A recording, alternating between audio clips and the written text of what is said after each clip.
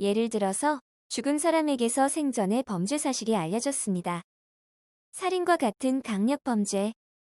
일반적이진 않겠지만 극단적이라도 상징적인 의미에서라도 사후에 형량이 내려질 수 있나요? 전혀 불가능한 걸까요? 안녕하세요. 지식들지기입니다. 먼저 답변 드리기 전 이미지 저작권상 화면과 음성이 고르지 않은 점 양해 바랍니다. 영상을 끝까지 시청해 주시고 좋아요 한 번씩 눌러주세요. 영상을 만드는 사람에게 큰 힘이 됩니다. 답변 드리겠습니다.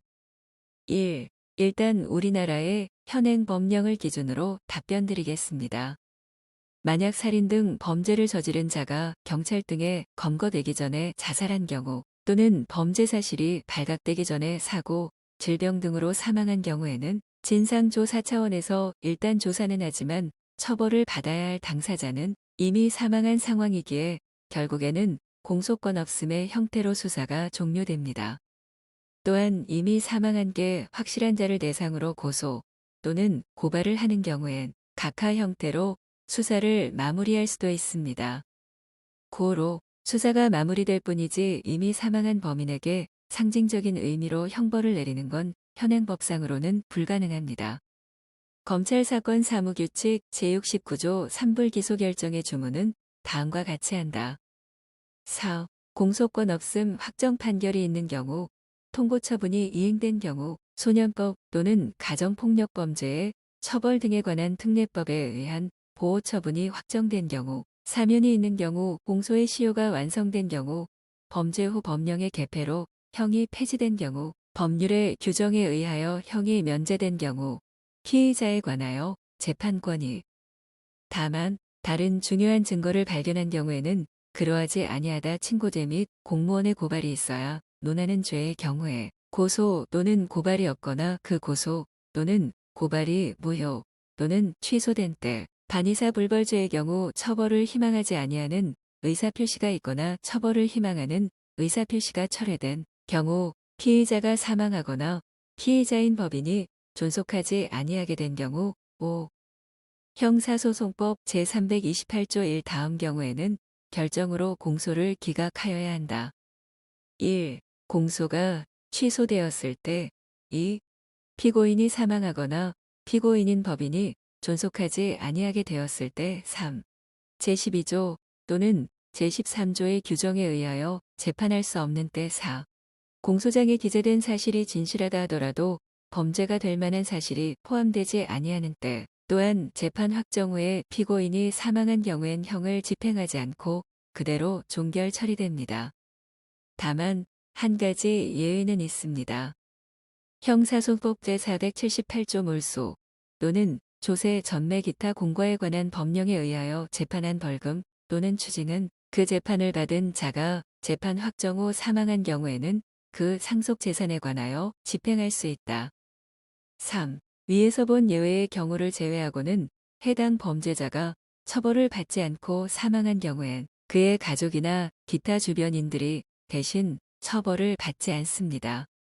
특히 자식이 범죄를 저지르는 경우라 하더라도 심지어 살인죄라 하더라도 그 부모가 대신 감옥에 가게나 벌금을 내야 하는 건 아닙니다.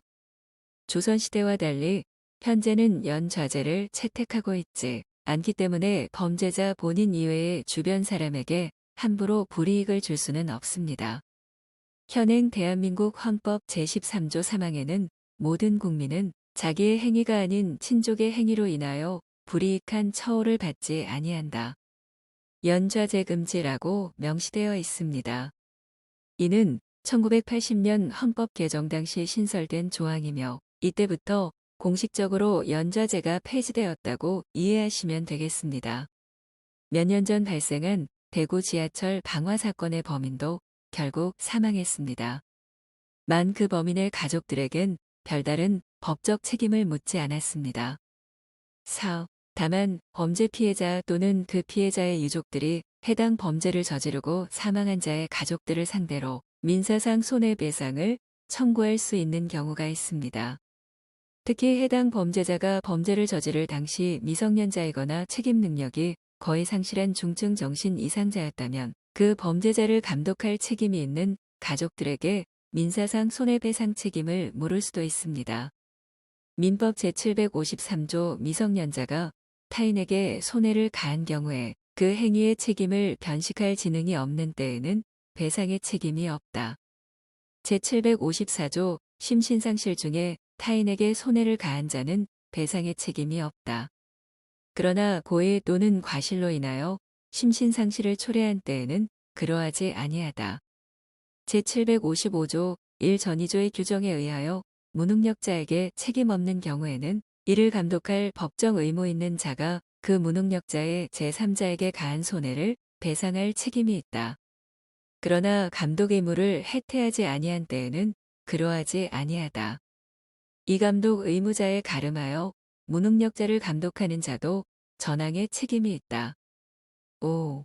참고로 조선시대까지만 하더라도 추시형이라고 해서 이미 죽은 죄인에 대해 상징적으로 가하는 형벌이 있긴 있었습니다. 그 대표적인 유형으로 사형에 처할 죄인이 고문 등으로 인해서 처형되기 전에 죽었을 경우 법이 정한 대로 다시 목을 치는 육시, 죽어서 묘에 묻은 시체를 새로이 드러난 죄목 때문에 관을 쪼개고 송장의 목을 빼는 부관참시 등이 있었는데 특히 부관참시의 경우엔 연산군 시대에 많이 행하여졌습니다. 1498년에는 김종직, 1504년에는 한명회, 정여창 등 7명이 부관 참시되었다는 기록이 남아 있습니다. 참, 북한에서는 최근에도 부관 참시를 한 사례가 있었습니다. 1997년 9월 극심한 식량난으로 위기를 맞던 시기에 농업 정책 실패에 책임을 물어 서관희 전 당중앙위원회 농업담당 비서를 처형하면서 그를 추천했던 김만금 전 농업위원장도 같은 죄를 적용해 부관 참시했습니다. 그 자의 유고를 관에서 꺼낸 뒤 기관총으로 난사했던 것입니다. 극심한 식량난 때문에 동요하는 북한 주민들을 무마하기 위해서 상징적으로 집행한 형벌이라고 보시면 될 듯 싶습니다.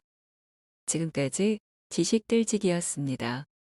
다음 영상은 더욱 호기심 많은 질문들로 업데이트될 예정입니다. 구독하시면 일상생활에서 가끔 궁금한 질문들이 함께할 것입니다. 지식과 상식 얻어가세요. 감사합니다.